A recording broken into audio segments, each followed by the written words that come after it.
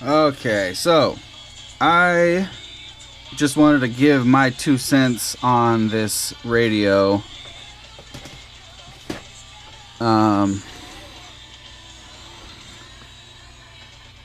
So this is the frsky X9 Lite, and I never planned on buying this radio, especially when I first saw it and everybody was talking shit about it. People were doing reviews of it and just talking crap about it, basically because of the new Access firmware and how it wasn't going to work with any of the old frsky receivers and whatnot. What the hell is that? Dude. On this curtain, there's this thing that says remove before using. What the hell does that mean, and what is it? It's like this stick. Something. Oh, I get distracted easy. Okay, so then firmware started coming out, and then people were liking it. You know, all the big YouTubers were first talking crap about it and now loving it. And I never planned on getting it until I saw recently that there's now firmware for D16 and R9, because I love both of those. And I'm going to tell you about a nice deal that you can get, and I guess whoever gets there first grabs them up before they're gone, because it's a smoking deal. So you get this radio for $69.99 with free priority shipping, and that is at Race Day Quads. So you might want to jump over there right now and grab it up if you are interested in this radio, because like I said, I wasn't before, but when I saw that it was only $70 with free shipping, you can't beat that, because I mean, it was combined between the two things, it only being $70 and knowing that I can still use a XM Plus, because that's like the main receiver that I use is XM Plus on all my quads, or XM or RXSR, and all those will work on this radio now. Now, the only problem that I'm having now is getting RSSI to work on here, and I don't understand why it's not. It might just be the firmware, but I bound up a RXSR, and it armed and everything. Everything works. It bound right up. But when I go into Discover Sensors, it's not discovering anything. And if I discover sensors on my X9D Plus, you know, it pops up right away. RSSI, battery voltage, receiver voltage, all that stuff. So I'm not sure what the deal is there, but I'll worry about that later, because like I said, I mostly use XM Plus, and I flashed the firmware on there for RSSI, and you know, that's all I care about. So $70 free priority shipping, and then my plans for this is to use R9 with it. So I was searching around for R9 Lite, because it uses the R9 Lite, same as the X Lite radio uses. The little smaller module. This freaking door is so hard to open. But yeah, R9 Lite goes in there. So I ended up finding a R9M Lite module for $24.99. That is a smoking deal right there.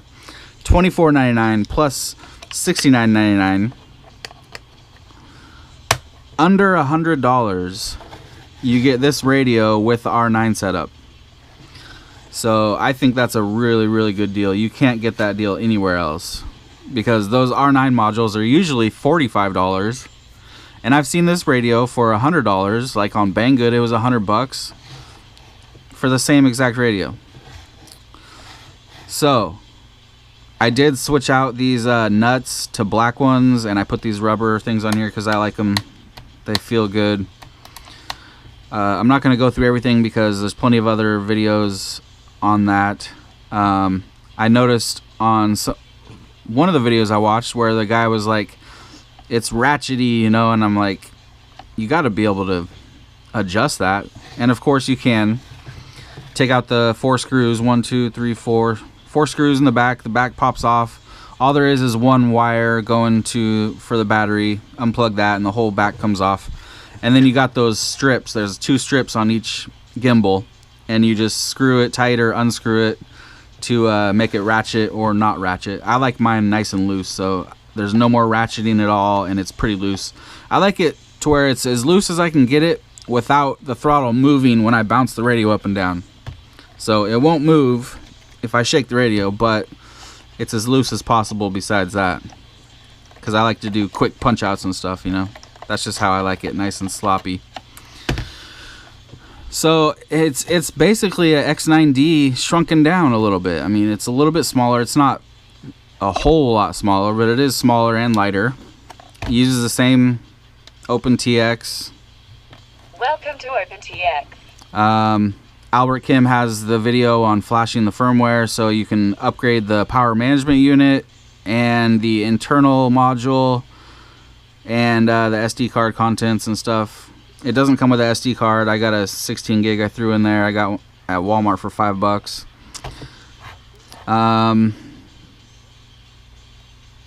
Let's see. Wait. So you can see here that we got ACCST D16. That's all I care about. I might use Access in the future just to check it out, but for now, XM, XM Plus, RXSR, shit like that. And then, of course, R9. So, yeah, really cool. I like this radio, actually. I flew a quad already with it, and it felt really nice. Of course, the gimbals aren't as nice as my other radio, but not as bad as some gimbals that I've seen. Like, I definitely prefer this over the X-Lite. I can't stand the X-Lite's small gimbals. The throw is just too short, and I just can't get used to it. Here's a little comparison. It's hard to tell on video, the size difference. It's not that much smaller, but you can see it's smaller. Definitely lighter too. But like Kebab said, the plastic doesn't feel like this plastic. This is nice, hard, thick plastic. This isn't the worst I've ever seen, but you know, it's not the greatest. Another thing too is I was screwing these things down, and I don't know how, but this piece, this like a sticker type thing that goes back here, the black part, it just like bubbled out. I was like, what the hell, man? So I was pushing down on it with like a screwdriver and shit, and it got all scratched up. You can probably get replacement ones of those. I know with this radio, it actually came with some spare ones. Even though this one's hydro dip, so it doesn't even have those stickers on it, but not a big deal at all. It doesn't affect anything. It's just a stupid sticker. Yeah, but yeah, the gimbals feel nice. They're full size, so you know it feels good to you if you're used to this type of radio already. And you can use a D16 receiver or R9, no problem.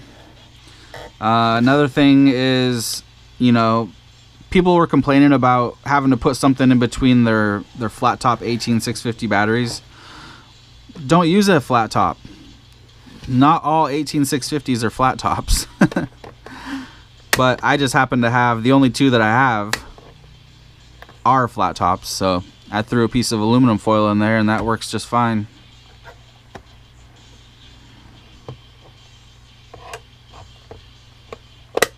So yeah, not a bad radio at all, especially for $70. I mean, you cannot beat that. Even though the plastic doesn't, you know, it feels cheap or whatever, it's still, it's a nice radio with OpenTX on it, decent gimbals, you got all the switches you need.